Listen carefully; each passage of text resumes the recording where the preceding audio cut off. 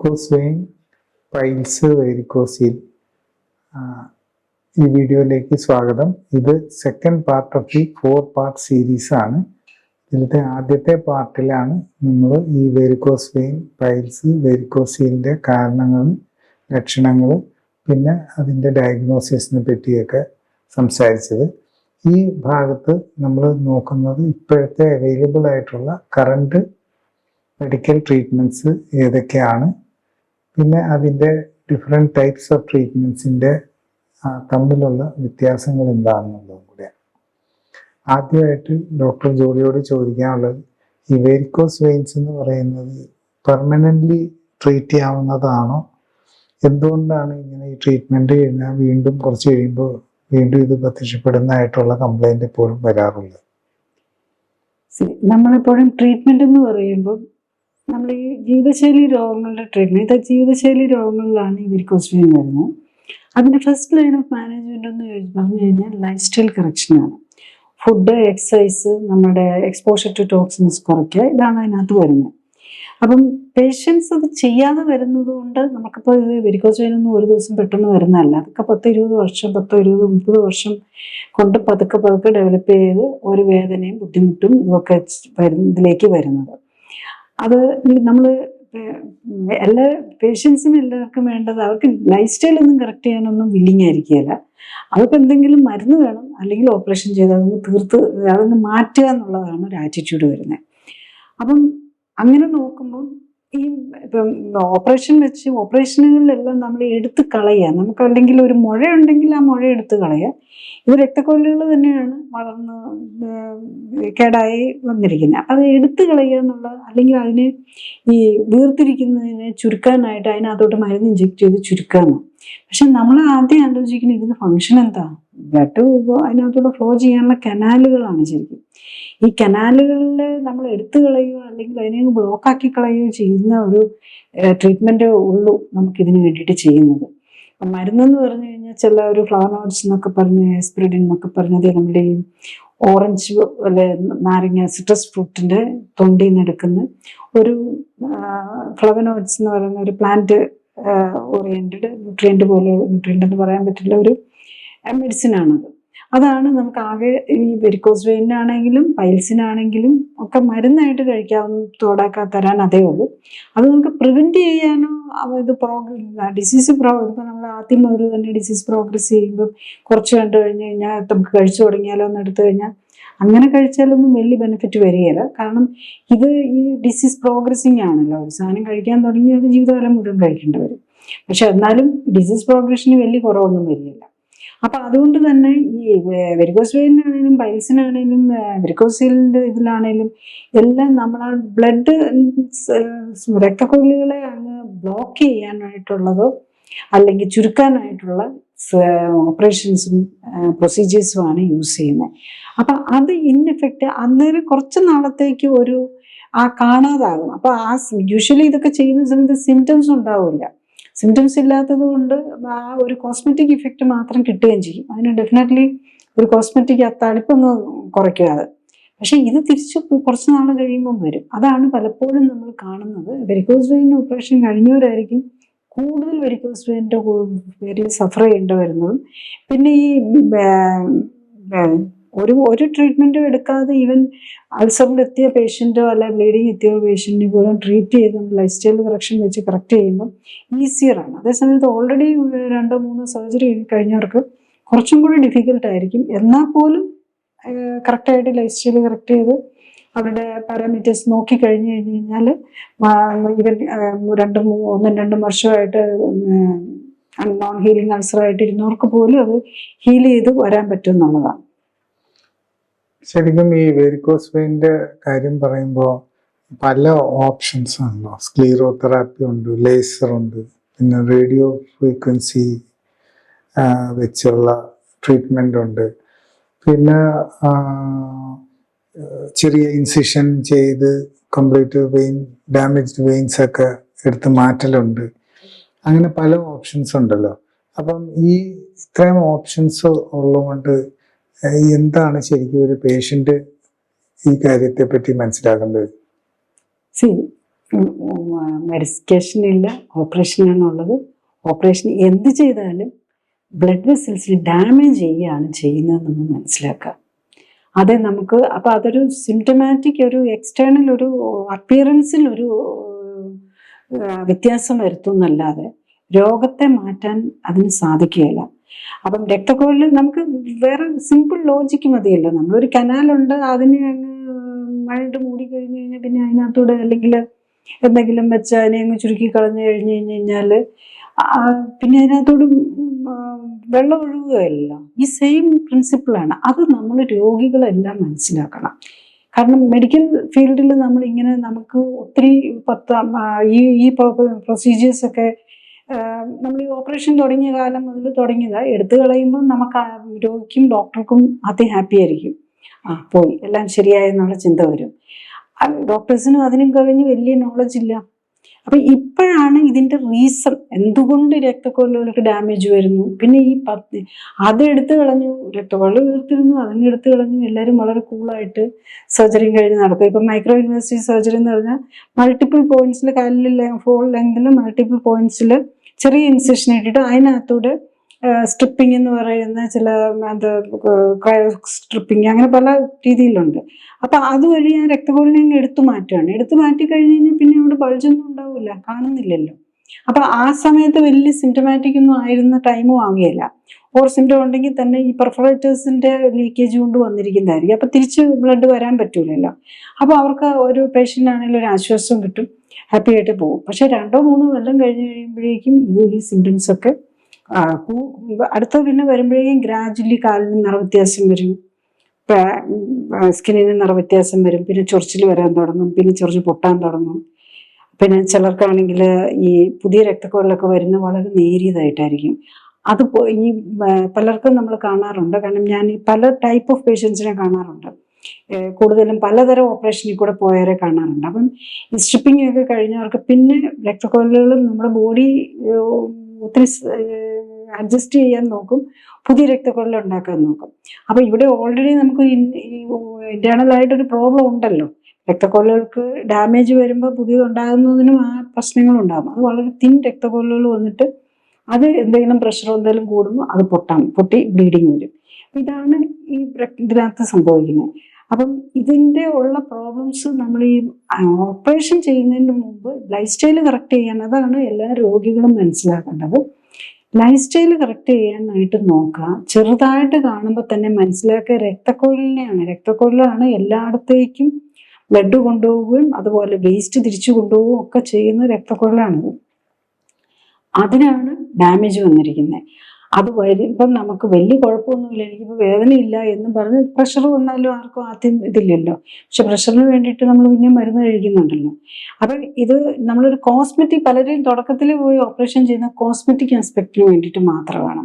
അല്ലെങ്കിൽ നമ്മൾ ആരെങ്കിലും ഒക്കെ ഹൈഡ് ചെയ്യാൻ വേണ്ടിയിട്ട്, എനിക്കിത് ഉണ്ടെന്നുള്ളത് ആരും അറിയാതിരിക്കാൻ വേണ്ടിയിട്ട്, ഐദർ ഫോർ ദ ആർമിയിലേക്ക് സെലക്ഷന് വേണ്ടിയിട്ടോ, അല്ലെ ലേഡീസ് ആണെങ്കിൽ നമ്മൾ ഡ്രസ്സ് ഇടുമ്പോൾ ഉള്ളത് ഇതിലേക്ക് വേണ്ടിയിട്ടോ, അല്ലെ മോഡൽസോ അങ്ങനെയൊക്കെ ഉള്ള ആ ഒരു ആസ്പെക്റ്റിലാണ്. അപ്പം അങ്ങനെ നമ്മൾ ഷോർട്ട് ഇതിലേക്ക് വേണ്ടിയിട്ട് ചെയ്യുന്നതിന് കുഴപ്പമില്ല. പക്ഷെ അതിൻ്റെ ബേസിക് റീസൺ എന്താണെന്ന് മനസ്സിലാക്കി അതിൻ്റെ കറക്ഷൻ ചെയ്തില്ലെങ്കിൽ ഈ ഡിസീസ് പ്രോഗ്രസീവ് ആണ്, അത് വീണ്ടും വരും. അപ്പം അത് ബ്ലഡ് വെസൽസ് ഡാമേജ് ചെയ്തുകൊണ്ടിരിക്കുകയായിരിക്കും. അത് എല്ലാ ഭാഗത്തെയും വരുന്നുണ്ട്. കാലിലുള്ളവർക്ക് പൈൽസും വരാം, അതുപോലെ വെരിക്കോസിൽ വന്നു കഴിഞ്ഞ് കഴിഞ്ഞാൽ ഫെർട്ടിലിറ്റിയും ഡെഫിനറ്റ്ലി എഫക്റ്റ് ചെയ്യാം. പക്ഷെ അതിൻ്റെ ഓപ്പറേഷൻ കൊണ്ട് ഫെർട്ടിലിറ്റി കൂടുന്നില്ല എന്നുള്ളതാണ് പല സ്റ്റഡീസും കാണിക്കുന്നത്. വെരിക്കോസിലിന് വേണ്ടിയിട്ട് ഓപ്പറേഷൻ ചെയ്താലും അവരുടെ ഫെർട്ടിലിറ്റി അല്ലെങ്കിൽ വന്ധ്യതയ്ക്ക് വ്യത്യാസം കാര്യമായിട്ട് ബെനിഫിറ്റ് വരുന്നില്ല എന്നാണ്. ശരിയാണ്, അവിടെ ഓപ്പറേഷൻ കഴിഞ്ഞ് നോക്കിക്കഴിയുമ്പോൾ അവിടെ വെരിക്കോസിലിൻ്റെ അധികം തടുപ്പും ഒന്നും കാണില്ല. കാരണം അങ്ങോട്ടുള്ള ബ്ലഡ് സർക്കുലേഷൻ തന്നെ ബ്ലോക്ക് ചെയ്യുകയാണല്ലേ എന്നെ.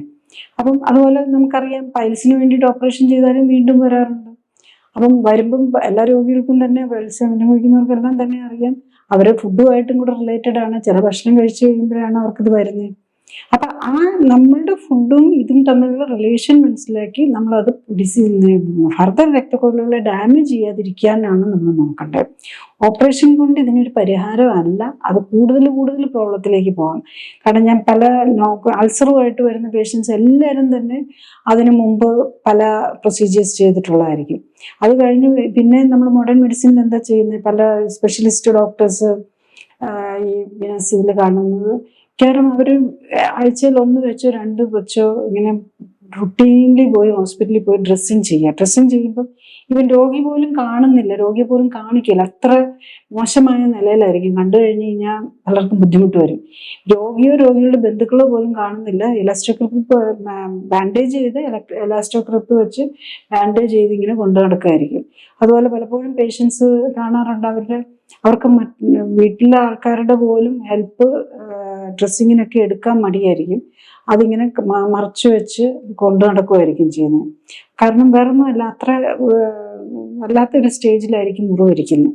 അപ്പൊ അതൊക്കെ എൻ്റെ സ്റ്റേജിലാണ്, അവിടെ എത്തിക്കാതിരിക്കാൻ നോക്കുക.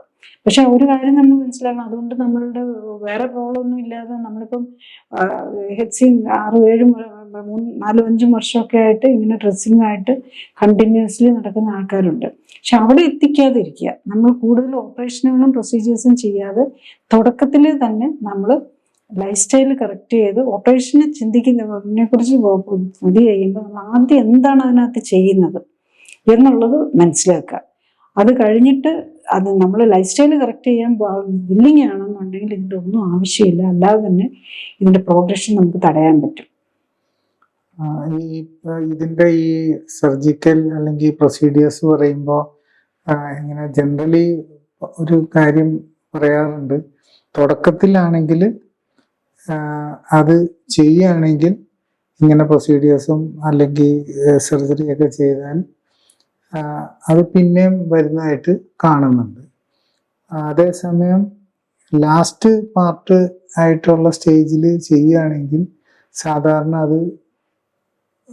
അതിൻ്റെ സക്സസ് ലിമിറ്റഡ് ആണ്, കോംപ്ലിക്കേഷൻസ് വരാൻ ചാൻസ് കൂടുതലാണ്. അപ്പം ശരിക്കും എന്താണ് അതിൽ നിന്ന് നമുക്ക് മനസ്സിലാക്കാൻ പറ്റുക? അപ്പൊ തുടക്കത്തില് ചെയ്താല് മാറും എന്നുള്ളൊരു ചിന്ത ആരും വെക്കരുത്. തുടക്കത്തില് ചെയ്യുമ്പം അതിന്റെ ബുദ്ധിമുട്ടിലേക്ക് വരാനുള്ള സമയമായിട്ടില്ലാത്തത് കൊണ്ട് മാത്രമാണ്. ഇപ്പം വെരിക്കോസ് വെയിന് ഇപ്പം 40-ാം വയസ്സിൽ വെരിക്കോസ് വെയിൻ സ്ട്രിപ്പിംഗ് ചെയ്ത ഒരാൾക്ക് ഒരു 50-55 വയസ്സാകുമ്പോഴായിരിക്കും അവർക്ക് കൂടുതൽ വേദനയിലേക്കും ബുദ്ധിമുട്ടിലേക്കും ഒക്കെ വരുന്നത്.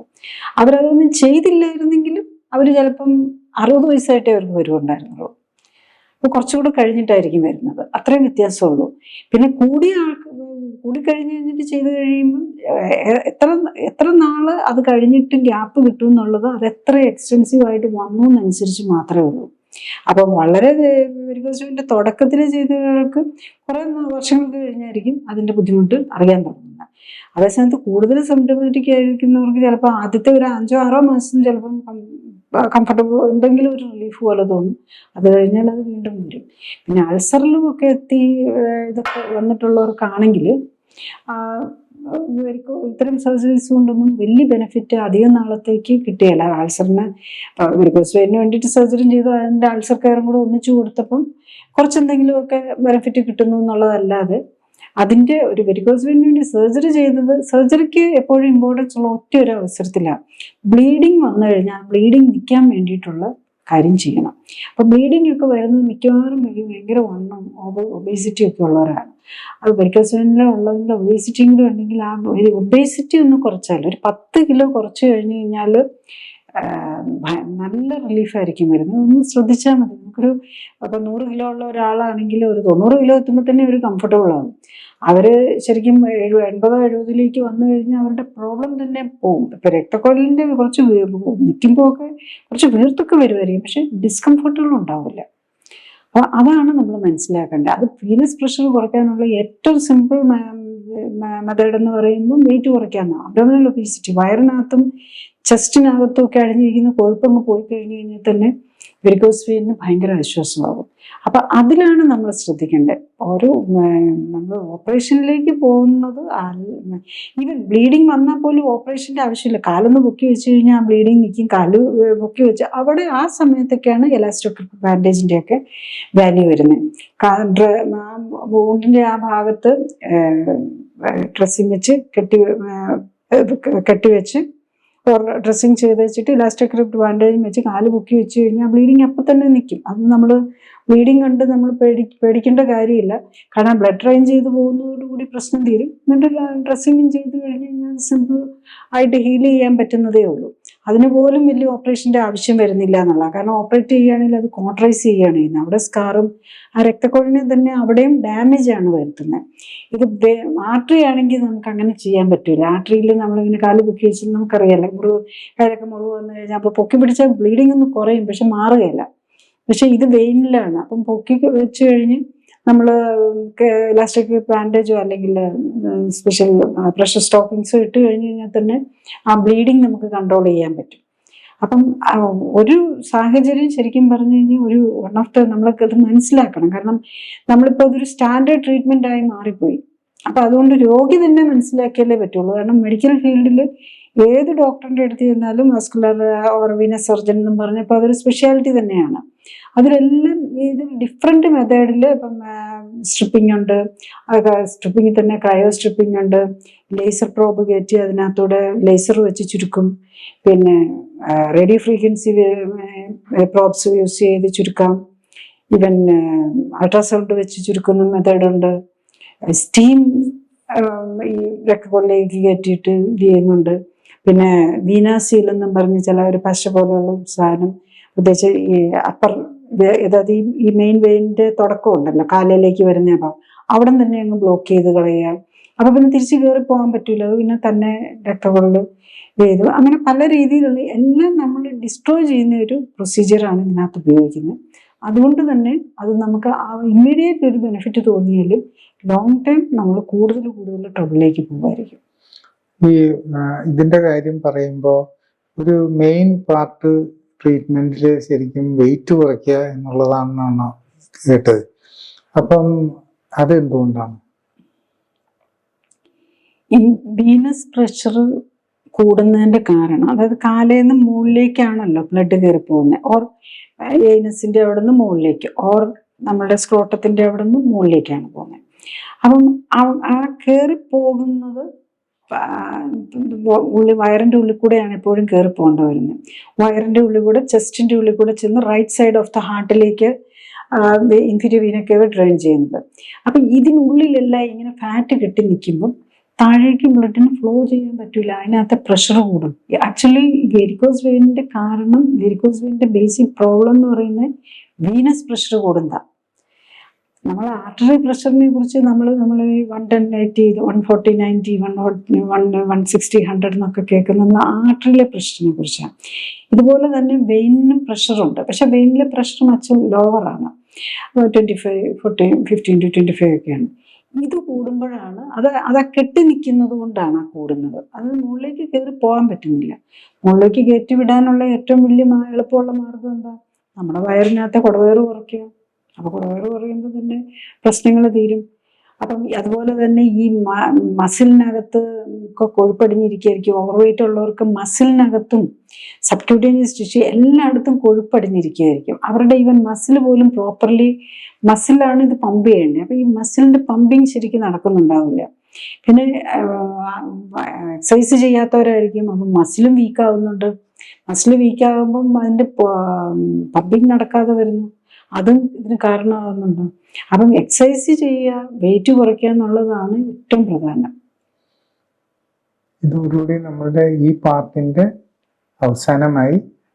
അടുത്ത പാർട്ടിൽ നമ്മൾ കാണുന്നത് എന്തൊക്കെ അസുഖങ്ങളാണ് ഈ വെരിക്കോസ് വെയിൻ, വെരിക്കോസീൽ, പൈൽസ് എന്നിവരുടെ കൂടെ സാധാരണ കാണുന്നത്. പിന്നെ അതിൻ്റെ ട്രീറ്റ്മെൻറ്റ് ഈ വെരിക്കോസ് വെയിൻ്റെയും ഈ പൈൽസിൻ്റെയും വെരിക്കോസിൻ്റെയൊക്കെ ട്രീറ്റ്മെൻറ്റ് കൂടെ ഒരുമിച്ച് ചെയ്യുമ്പോൾ വരുന്ന ചാലഞ്ചസ്, ബുദ്ധിമുട്ടുകൾ എന്താണെന്നും അതെങ്ങനെയാണ് ഓവർകം ചെയ്യാൻ സാധിക്കുക എന്നുള്ളതുമാണ്. നന്ദി.